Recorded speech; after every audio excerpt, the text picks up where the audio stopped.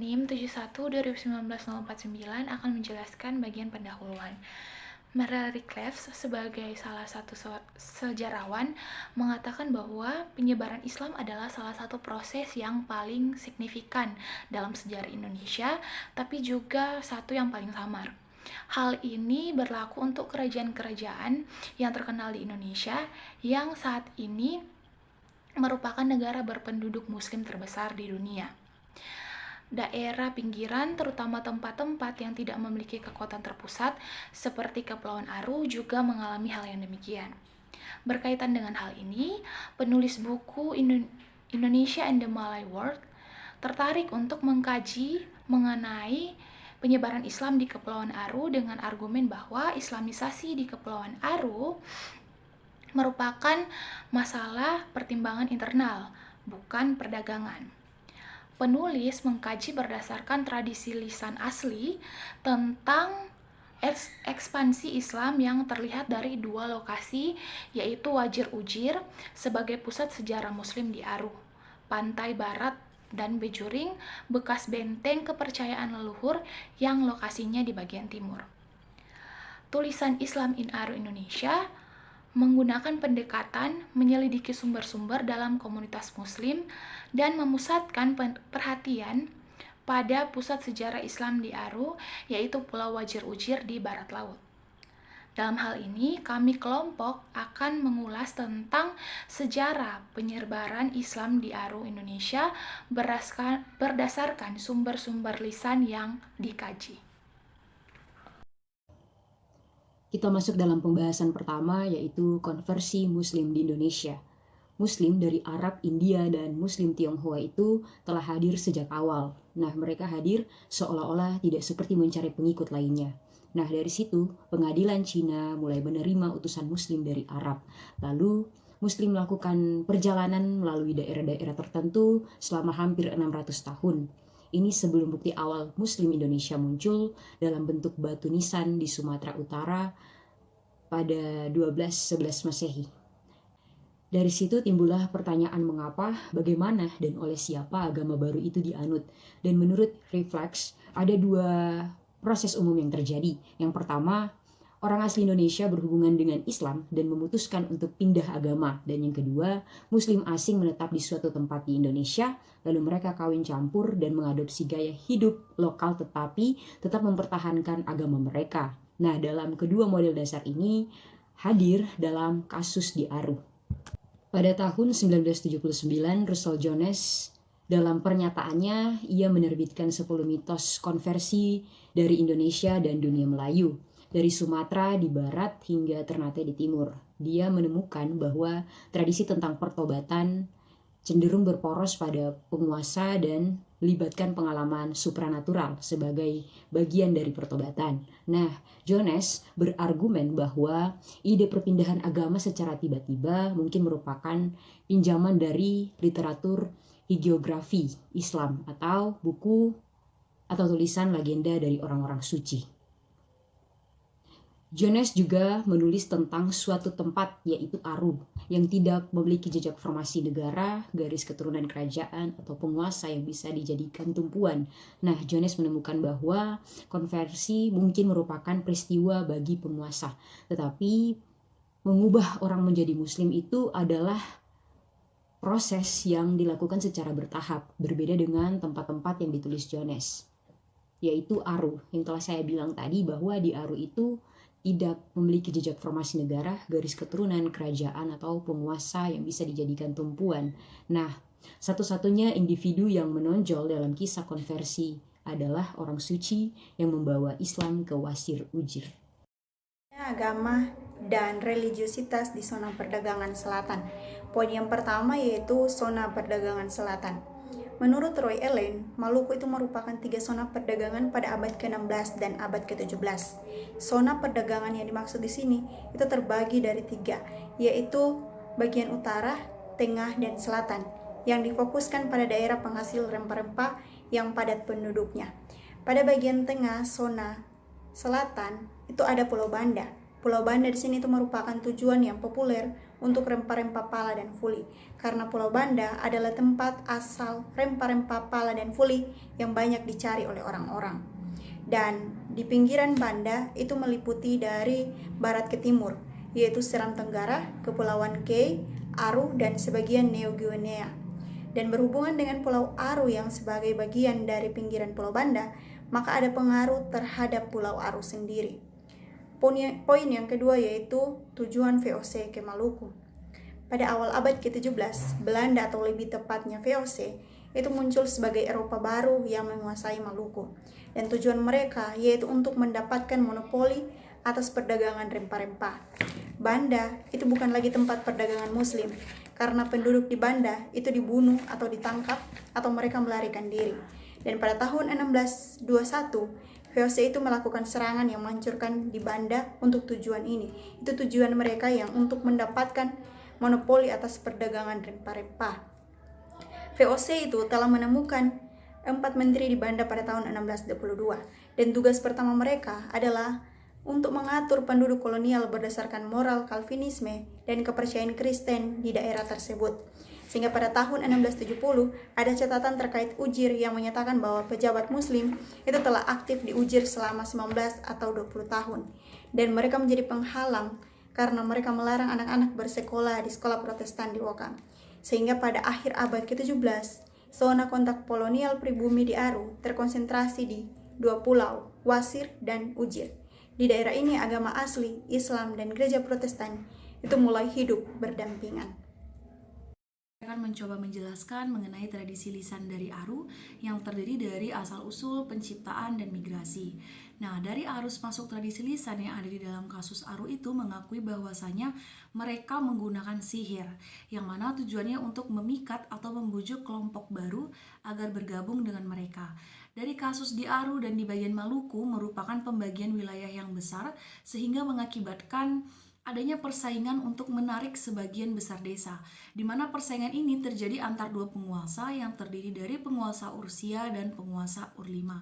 Nah, yang pertama itu kita membahas mengenai penciptaan Wasir dan Ujir. Allah menciptakan tanah Aru yang mana pulau pertama muncul dari laut adalah Wasir yang kemudian disusul oleh Ujir. Dalam tradisi lisan, kehidupan dan tindakan dari para nenek moyang sangat relevan dengan kehidupan kontemporer, di mana berbagai kepentingan masuk ke dalam sejarah lisan karena memberikan keuntungan bagi mereka, sehingga kisah tentang Ujir dan penduduknya berasal dari dua sumber, yaitu dari Jafar Hatala dan Latif Walai. Nah, yang kedua yaitu populasi awal di Ujir dan koneksi dengan Wasir. Kehidupan masyarakat yang tinggal di Ujir terbagi menjadi dua kelompok, yakni masyarakat hutan dan masyarakat pesisir. Wasir dan Ujir ini adalah kedua daerah di Pulau Aru yang dapat dikatakan sebagai bagian sejarah agama Islam yang ada di bumi Nusantara ini. Wasir identik dengan masyarakatnya memiliki sikap yang agresif, perkelahian, dan saling membunuh sebagai bukti keberanian dan kekuatan mereka. Akan tetapi, Wasir dan Ujir ini memiliki hubungan yang baik, di mana mereka terbuka dan mau menerima orang-orang dari bagian lain Nusantara. Nah, yang ketiga itu ada kisah migran. Di kisah migran ini ada dua. Yang pertama, perjalanan klan Dejonler. Klan Dejonler ini merupakan kelompok yang diusir dari Mekah dan Madinah, yang dimana nenek moyangnya ini berasal dari Timur Tengah. Nah, kisah migrasi klan Dejonler ini merupakan salah satu penjelasan yang memaparkan proses islamisasi yang terjadi di Aru, di mana nenek moyang Dejonler ini mampu menyembuhkan orang sakit, mampu membangkitkan orang mati, sehingga pada waktu itu orang-orang Mekah dan orang-orang Madinah malah menuduh Dejonler ini ingin mencoba menyamakan diri dengan Allah, sehingga pada akhirnya ia diusir dari tanah kelahirannya dan kemudian melakukan perjalanan ke timur.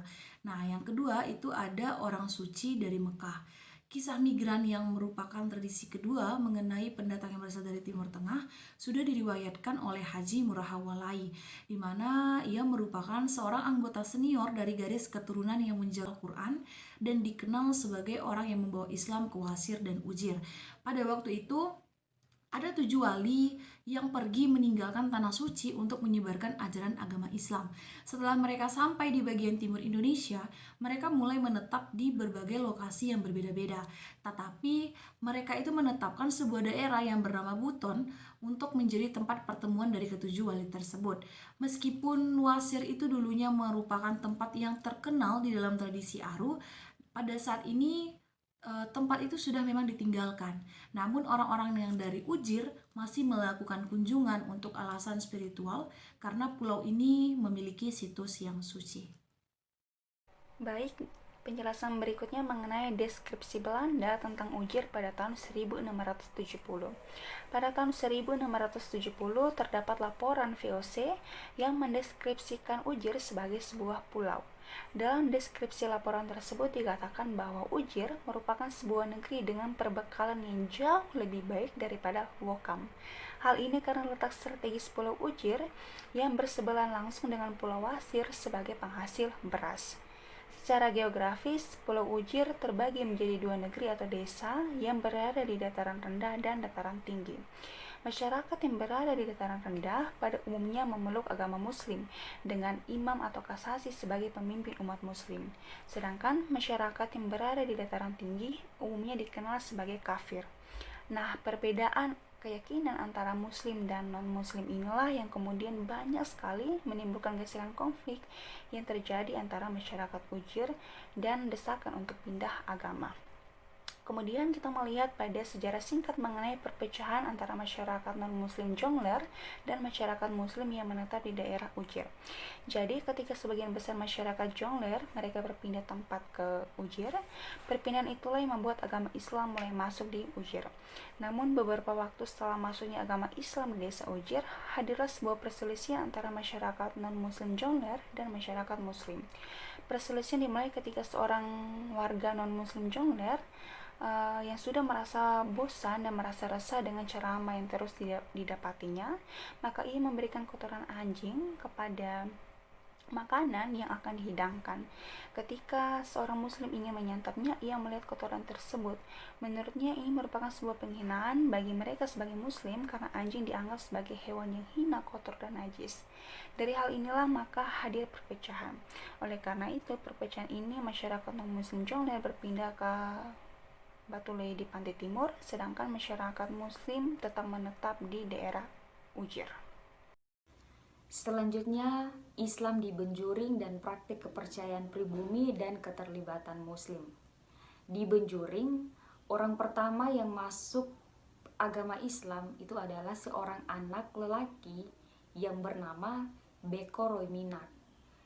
Ia kemudian pergi bersama dengan kerabatnya yang bernama Bangi, yang adalah orang yang membantu Bekor ini masuk kepada agama Islam. Mereka kemudian pergi dan tinggal di sebuah desa bernama Samang.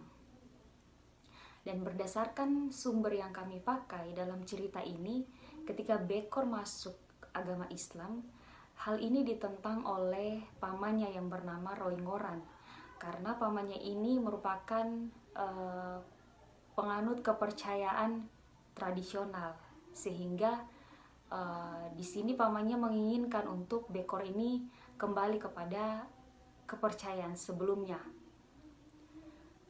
Dan selanjutnya kita melihat kepada kepercayaan pribumi yang ada di daerah Batulei dan keterlibatan muslim.